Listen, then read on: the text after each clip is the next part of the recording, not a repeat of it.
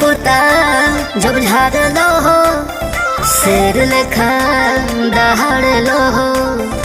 त काला कुर्ता झाड़ेला हो आ शेर जैसन दहाड़ेला हो। त ए भौजी उनकरा काला कुर्ता पहनला से या शेर जैसन दहाड़ला से उ शेर ना हो जाइए, उ हमारा झाट के बारे रहिए।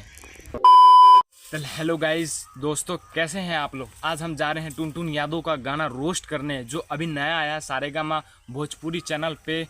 जनता दरबार सॉन्ग को आज हम रोस्ट करेंगे।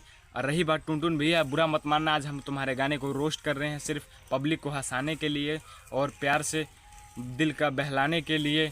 भाई दोस्तों, अगर वीडियो अच्छी लगे तो लाइक सब्सक्राइब कमेंट जरूर करें। आज वीडियो करते हैं स्टार्ट। तो ए भौजी उ भीड़ बरियार ऐसे लागेला काहे से कि उ बंदरिया के नाच करेला ओजवा, यही से भीड़ बरियार लागेला, लोग देखेला।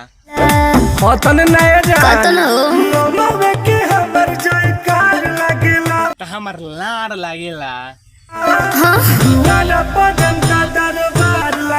अच्छा तो दुआरा पर जनता दरबार ना लागेला, ओजा हमारा झाट छीले के बाजार लागेला। आ तारा बहिन के भतार ना लागेला।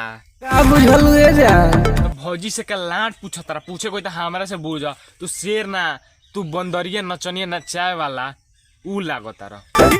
तो का कहला है भैया टुनटुन भैया के दादा परदादा के निशानी बात है। ए भैया तार दादा परदादा जातिवाद गाना ना गावत रहन, और हमेशा अच्छा से लोग रहता लोग, अच्छा विचार करते रहे लोग, ना कि तारा खानी बदमाशी वाला गाना गा के फेमस होके गया, जातिवाद वाला गाना गा के फेमस होके गए।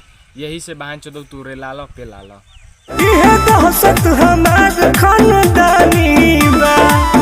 फिर बहन चो कहता दादा परदादा के निशानी में बहन चो इतना रेलम पेलम की गोड़िया फाड़ जाता हार।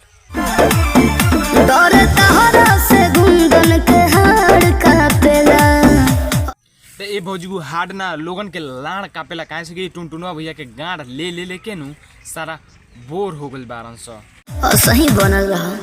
तो देखो है टुनटुन भैया, अब भौजियो बोला तारी कि ऐसा ही बनल रह, ऐसा ही गाड़ लिवावत रह और ऐसा ही मरवावत रह कि गणिया फोपर होत रह, बनल रह। राज के किंग मेकर हई। तो तू ए राज के झाट के मेकर हुआ, सारा झाट छीले वाला, झाट के मेकिंग करेला।